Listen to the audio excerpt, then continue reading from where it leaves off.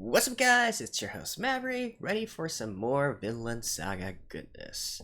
So, last episode, Canute finally got his retainers, I guess you could say, gathered his men, mostly consisting of Forkow and his men, of course, Asled in tow as well, and, I guess also Thorfinn, even though he might be reluctantly joining them. And he's now up to meet his father, Sweyn Forkbeard, right? An apparent confrontation to take over the throne or something of that sort. Now, with that being said, I mentioned last episode that there are some discrepancies with historical history. Like what kind of word is that? In regards to the actual historical records, that it's really not, it's not really that matching as of right now. So I have a feeling that in this episode, we're not going to be quite seeing the confrontation between him and his father, and probably something else will arise which sort of resolves these inconsistencies and puts it back on track with historical record, right? I could be completely wrong, but that's what I'm predicting anyways. So let's get into the episode and find out. Alright, let's begin in 3, 2, 1, play.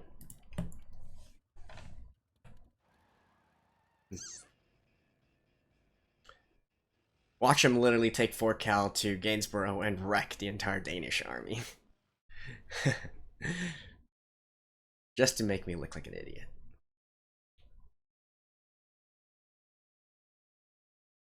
Oh, here we go.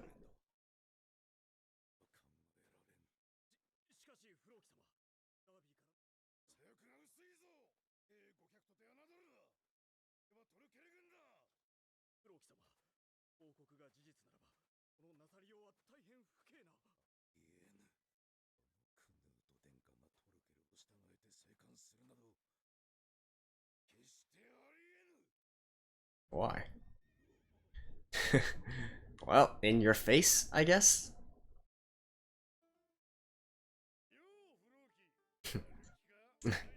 He's a pirate now. Arr.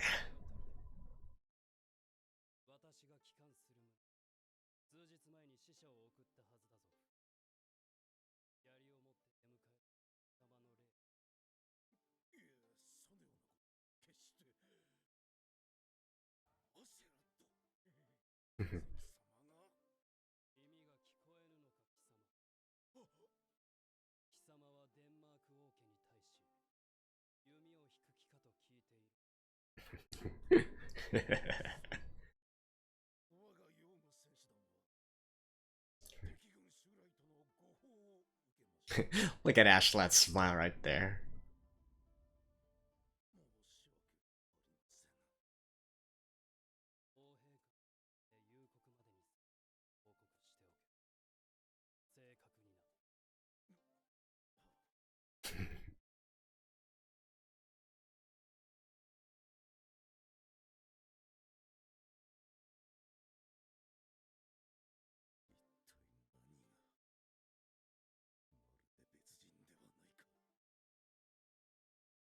Open it?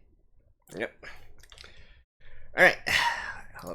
Bear with me real quick. I'll see you guys in a second. And back.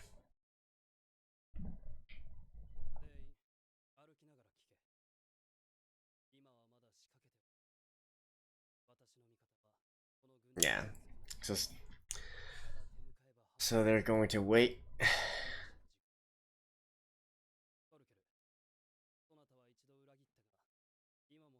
And then, Sweyn Forkbeard should get it of his own accord.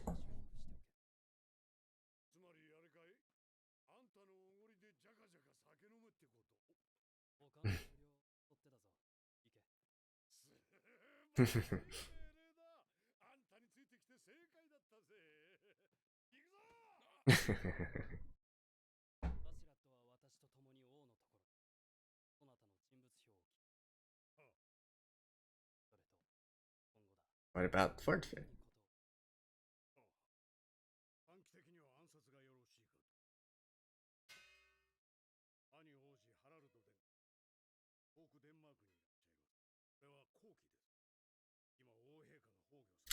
I wonder if they're going to mask Sweyn Forkbeard's death in history as an actual assassination. That'd be a good reimagining of the events, I gotta say.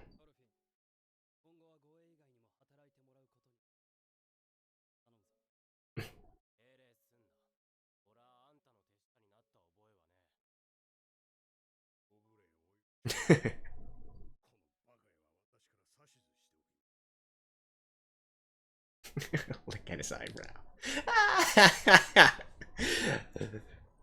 I'm sorry. This is just way too hilarious for me. I mean, don't get me wrong, it's epic, right? It's definitely an in-your-face moment, but still. It's so goddamn entertaining. Where's the priest, by the way?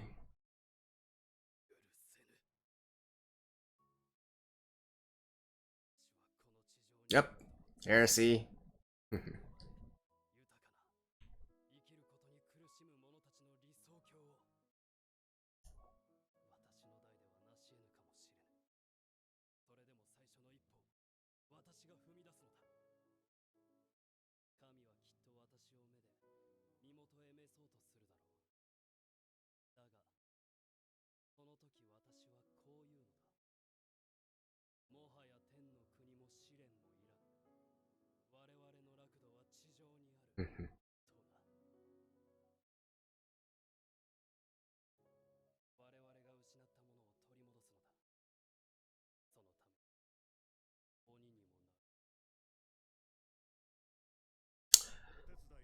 So, like I said, I do wonder if he's going to mellow out in the future, because the historical Canute was a pretty religious and pious person.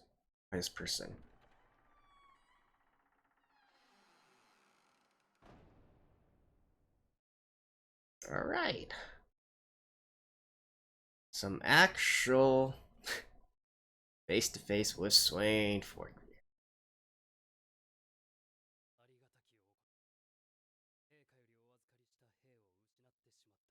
so the games begin.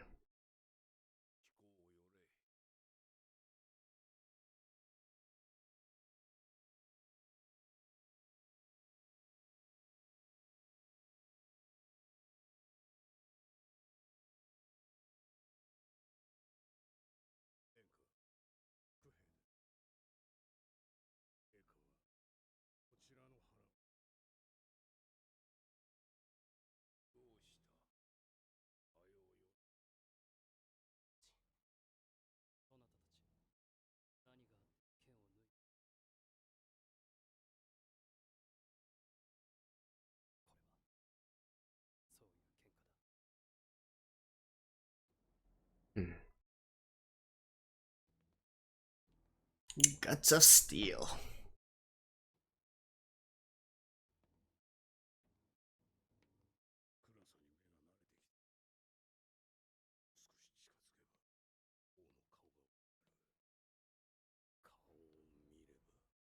You can read him.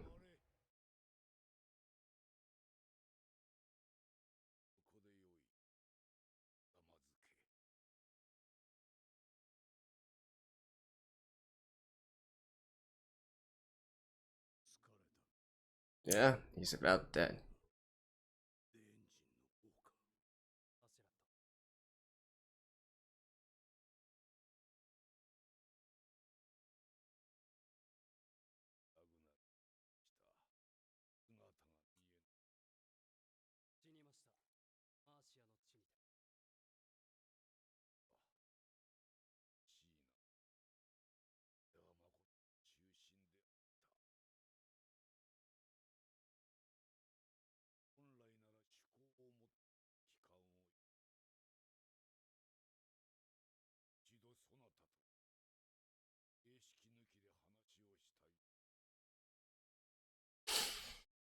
All right.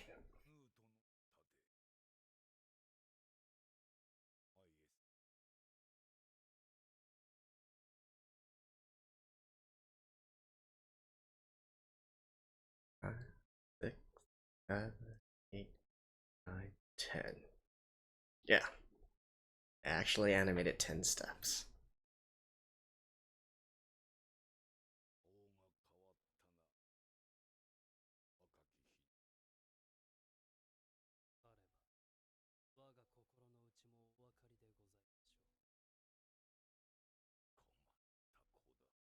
Oh. Because he's referencing the fact that Sweyn Forkbeard also killed his own parents in order to gain. Well, I can't quite remember. Kill or exiled them when he. Yeah, drove his father out of the country. Exiled.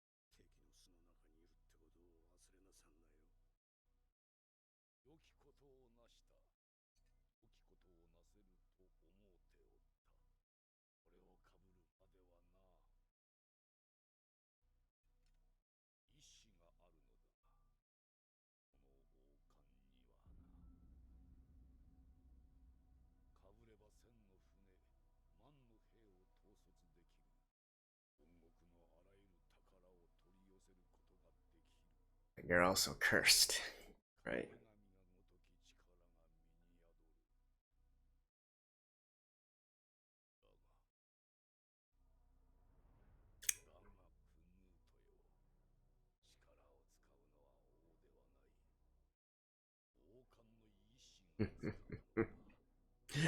I love this. I love this.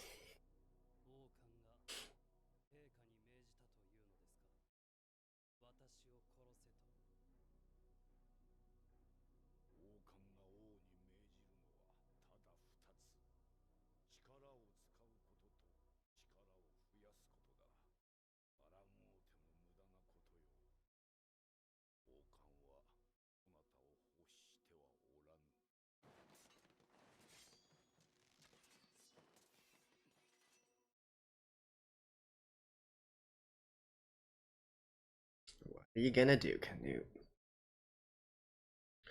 Now is the time to bargain.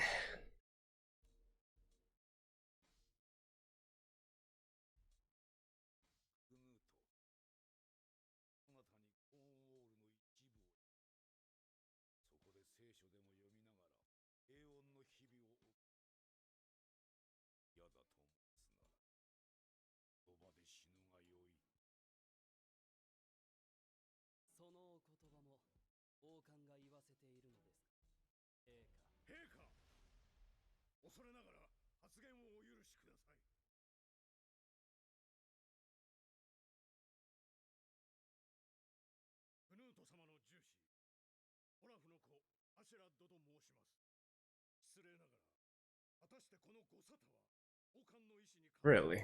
Ashclatt's going to be the one who says this?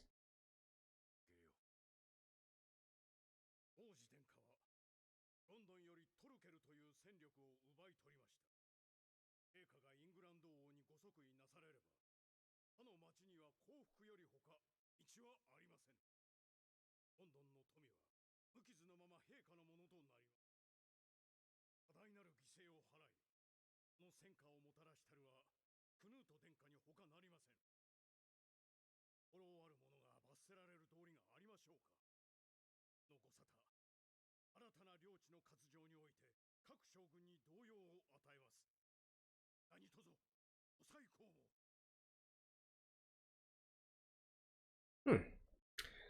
So this is how it turns back to, like I said, now it's going back with actual history.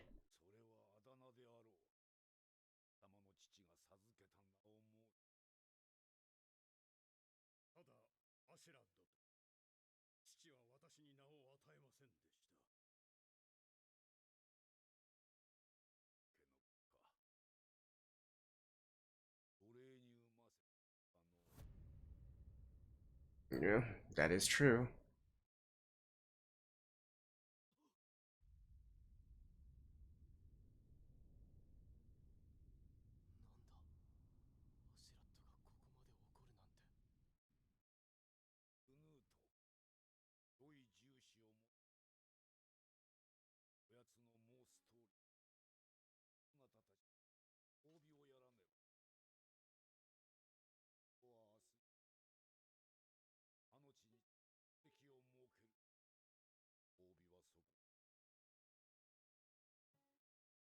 There we go. Averted. And we're back on track of history. Ah, there we go.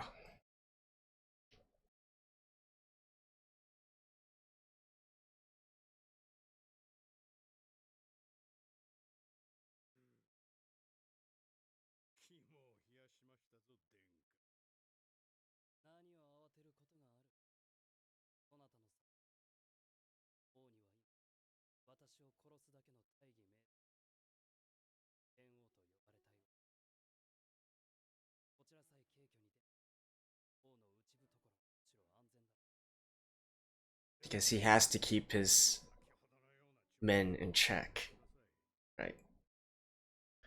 As I've stated, well, I'll talk more about this at the end there.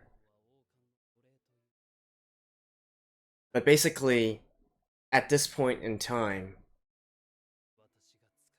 the kings can't really just get away with doing whatever they want.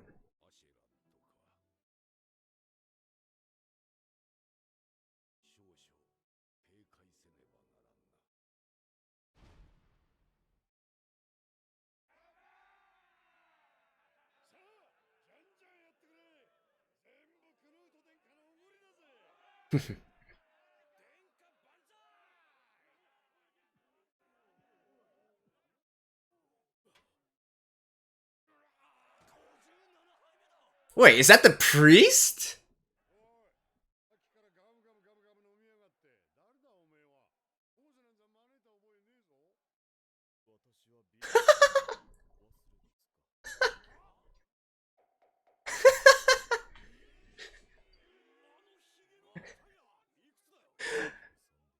With that voice?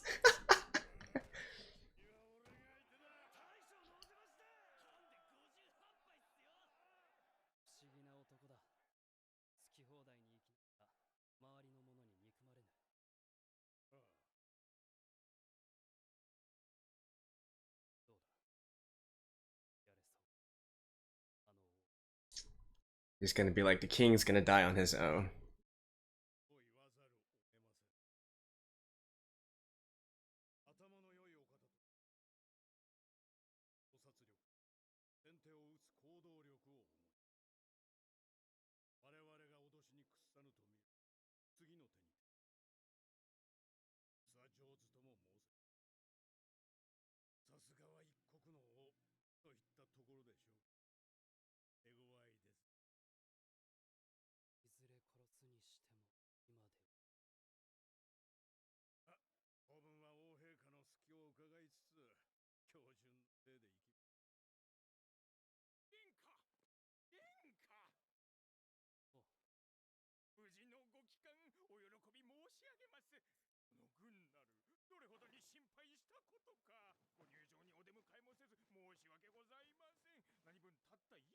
Right.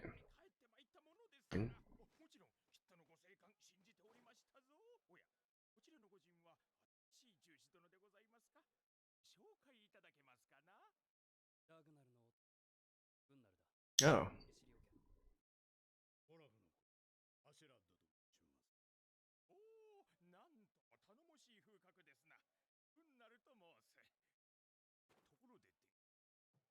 Where is...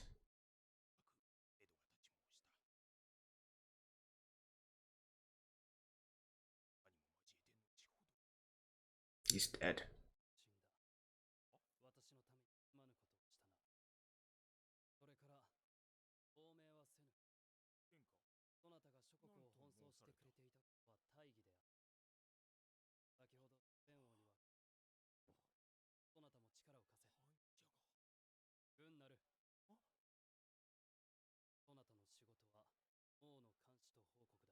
Yeah. Completely relentless.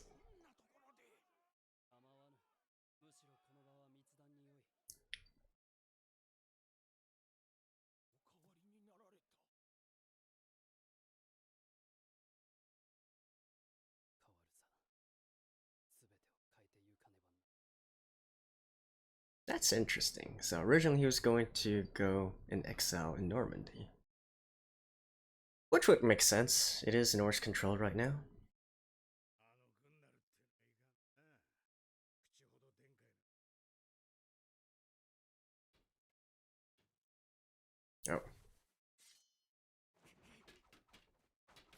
Damn.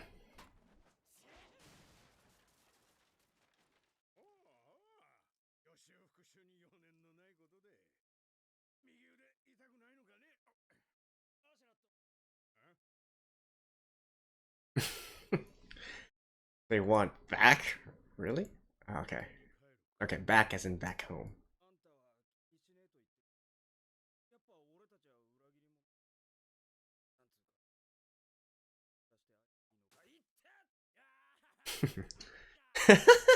He's completely lost it.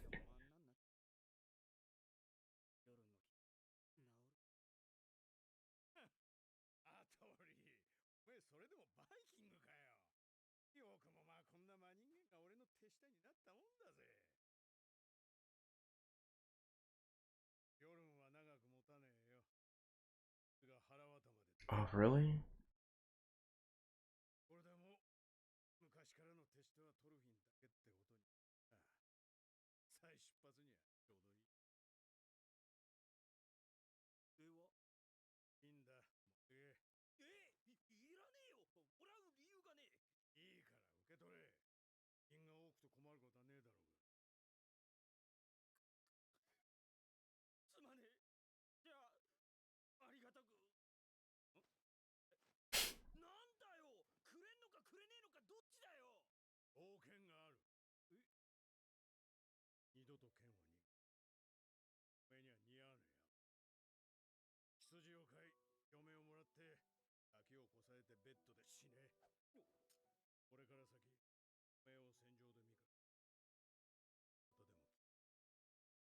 Yeah.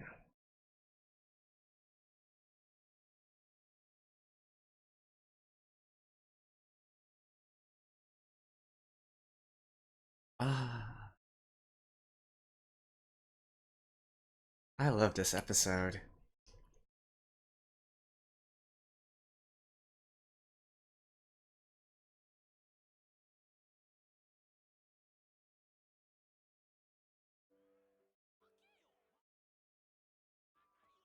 Oh. Oh, damn, it's February. Oh, and that's the, that's, what's he called again? I can't remember what he's called. Dang it. Eric. Right. And it's February, so things are about to start rolling again. See you guys in a second. Well, there we go. That was episode 20 of Vinland Saga. And like I said, I absolutely love this episode because of all the various concepts it brings, all the various references it that was mentioned here, and of course, you know, getting back onto the track of history, even though it seemed that they were diverging for a minute, now they've gone straight back on, and we can continue on with the events that happened in real life as well. So, and of course, all the different characters and their various motivations as well. But let's talk about each of them, right? So first of all, let me briefly mention Canute here. I'm not going to mention about his badassness in this episode, but like I said, I did really enjoy him. You know, walking in like he owned a place, and you know, just like, what up, I'm Prince. You got a problem with that? You know, that kind of feel to this. It's definitely satisfying, and it's also very entertaining just from a gap perspective to see him, you know, Canute before versus Canute after, and see this stark contrasting character and how he handles things, right? But I actually what I wanted to mention in this episode was something that I mentioned 2 episodes back, and that is, you know, once Canute, you know, really fought things through and he changed his character, I mentioned the part where, you know, religion, Christianity to him is sort of dead or perverted, twisted already, right? And I mentioned that he's essentially committing heresy at that point. And if he was even a little bit ambiguous back then, I don't think there's any trace of doubt right now, right? Especially with what he's saying within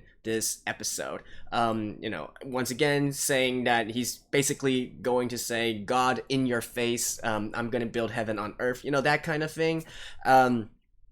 Right, so that is definitely, if a very, you know, if the people from continental Europe heard of this, they would definitely say that he was a heretic there. And you know, granted, I keep on saying that, you know, the historical Canute was really pious throughout his pious throughout his whole life. But then again, based on the text that we do have, we can't truly know what Canute feels of Christianity, right? Because text is one thing, whether or not he actually feels this way, that's another thing, right? Official accounts were not exactly the most reliable source of information there. And especially since at that time period, all the Norse leaders were actually trying to adapt Christianity, either as a crutch to gain favor from continental rulers, continental monarchs, maybe gain some riches, or perhaps even just promote stability within the kingdom, right? Because Christianity is a pretty good pretty good method of consolidating power to the throne and to rule, right, to structure, compared to sort of like the free-for-all that the Norse generally had within their own traditional religion and whatnot. So I just want to reiterate the point that historically we know of Canute being pious throughout his whole life. He even made pilgrimages to see the Pope and whatnot. But like I said before, it could be a case where the anime is eventually going to allow him to mellow out, maybe even though he's really right now, having one straight mindset towards Christianity, towards God and all that. But it's possible that, as things progress on, he's going to still maybe not be so extreme in his views, and dial it back a little bit, right? Or, of course, the anime could continue to make him into this sort of radical character, but just in a way that still fits with, the future stuff that he does in regards to Christianity. Then again, I don't know if they're actually going to ever go that far, right? So, yeah, that's that. But the actual really interesting scene here is the one with Sweyn Forksbeard, right? And especially it deals with something that I really do like, and that is political grandstanding. The sort of political mind games that they're trying to play with each other at this point. So lots of different details that I do like, such as Askeladd pointing out to the the tiredness of the king, how he seems, very wary and whatnot. And I mean, I guess even without Askeladd telling us that, we can kind of see from his entire character, he looks fragile in a sense, right? Even though he's definitely not, he's definitely still clear in the head, he looks like a fragile old man. And I do love that it's sort of setting up for his eventual death a few months down the line there, right? As I've been saying throughout the episodes as well, it's not exactly a big secret, it's a historical record, so I don't feel burdened to say that this is a spoiler, but at least they're referencing that right here, right? Or, about his talk, about Sweyn Forkbeard's talk with Canute in regards to the parallel between these two, since Sweyn also took over the throne by force when he was young as well, from his father. And now how Canute is sort of mirroring his actions and doing what Sweyn originally did, right? And I'm not going to go too far into that. You guys can just go look it up in historical records. But basically, it went down around like what he said, with his father being a little bit more of a peaceful ruler, I guess you could say. Of course, he calls him a coward here, but, that is debatable. But yeah, so I did like that reference as well. And then finally, we also have this entire, kind of cryptic part where he's saying the crown is ordering him to do stuff, right? And really, when you break it down, it's pretty simple. It's politics. That's basically it. Politics. Even monarchies have politics that they need to adhere to, right? There's a very good video about this that I've always liked to reference to people, and that's it's made by CGP Grey, and it's a video on the concept of dictatorships. So that uses a more modern context in terms of this whole thing, but the general idea is the same, right?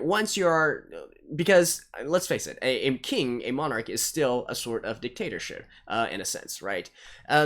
So the rules sort of are parallel to each other there. So once you are at that kind of position, you are expected to do things, right? You are expected to execute your kingly powers and whatnot, and also you are expected to take care of your followers as well, and especially the latter part, that is the most important thing. You can't just go, say I'm the king now and go willy-nilly and, like kill everyone off or do whatever the heck you want. You'd quickly lose a lot of support that way, and without support, you're not going to be getting anywhere, right? It might not be popular vote, popular rule, democratic or whatnot, but you still need the key personnel there.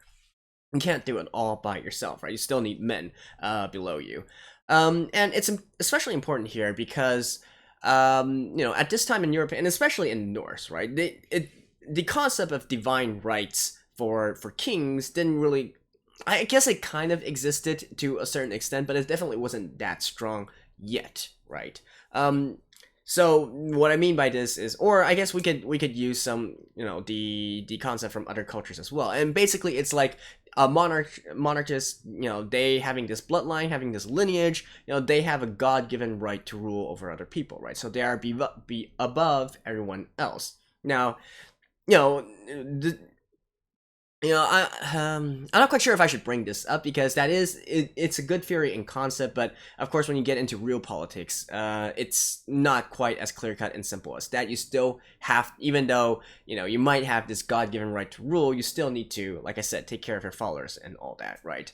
And this especially applies even more to the Norse, right, compared to continental Europe, because the Danish or the Norse or the, the Norwegians or whatnot, they have a history. The Vikings have a history of basically accepting the one who is the most powerful, the strongest, as their ruler, right? And I'm not talking about rule strength, but their usage of armies, whether they can win battles or whatnot, that kind of thing, right? It's really much more of a rule by by the extent of your own abilities rather than just something that's carried on. And I talked about this at length already in regards to Canute, right? And in terms of how he, in order to survive in this kind of political situation, really has to man up and start doing some princely or kingly things, right? Instead of just wanting to promote the arts or whatnot. Like, that might work in another time, but not in that time period, and definitely not in Norse, in the Norse, right? And so we do see that immediately evidenced by the fact that, what Askeladd was speaking to Sweyn about, right? In regards to, you don't really have a proper excuse to kill off Canute. If you do that, you're going to lose the following, the trust of your generals, of your men, and that's going to cause a whole lot of instability problems in the future, right? The whole reason why Sweyn wanted to kill Canute isn't because he again, we don't know for sure, but from a logical perspective, from a political perspective, it's not really because he likes his elder son Harold much more than Canute. It's just because he wants to remove Canute, since that is going to cause instability to his kingdom after he dies, right? It's going to cause infighting and whatnot.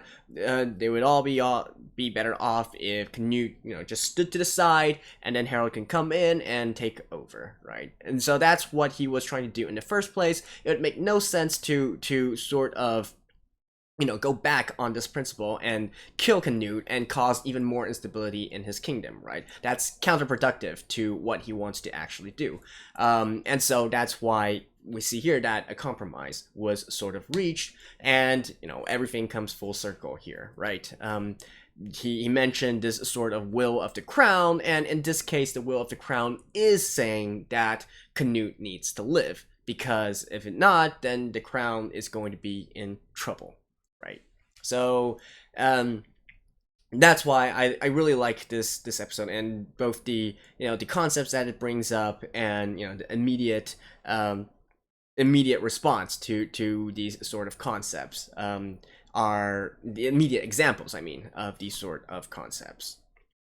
So, yeah, and as expected, so they meet up with Sweyn. They're all in Gainsborough now, and Canute didn't actually start off the assassination plot, because that didn't actually happen at this point in time. Sweyn doesn't die for another 2 months, which actually by the end there, we do see that time has passed a little bit, and it is actually February, right? So that is about the time when Sweyn dies. And once again, I don't know if they're still going to allow him to die of natural causes, or they're actually going to make it so that, you know, Canute and Askeladd actually had a hand in his death, right? It could go either way, but of course the official reason that's going to be put out is still dying of natural causes, if you will. And then, you know, at that point, then we can get, you know, the ball rolling again, and you know, once that happens, Canute is going to become king of England, whereas his brother is going to become king of Denmark, and well, that's a whole nother story, right? Which I'm not quite sure we're going to get into in this season. Yeah, probably not. Probably, well, I guess we can see some of the initial parts of that within this season, but definitely not enough time to resolve the whole situation and for Canute to really consolidate his power. So yeah, and like I said, everything is back to history now. Right now, it should be around It should be in December, around Christmas time, and so, you know, with this being said, you know, with Askeladd stating all this, and in regards to, you know, how London has lost its greatest defender in Forcow and his men and whatnot, so eventually they surrender, and Sweyn Forkbeard, for this limited period of time, did become the United King of England and Denmark, right? Until February, when he died, and, you know, all hell breaks loose again. But we'll see that in the next episode. So, there we go. That's my review of Vinland Saga, episode 20. Hope you guys liked this. Let me know if you have any questions or whatnot. And I will see you guys next week. Till then, bye-bye.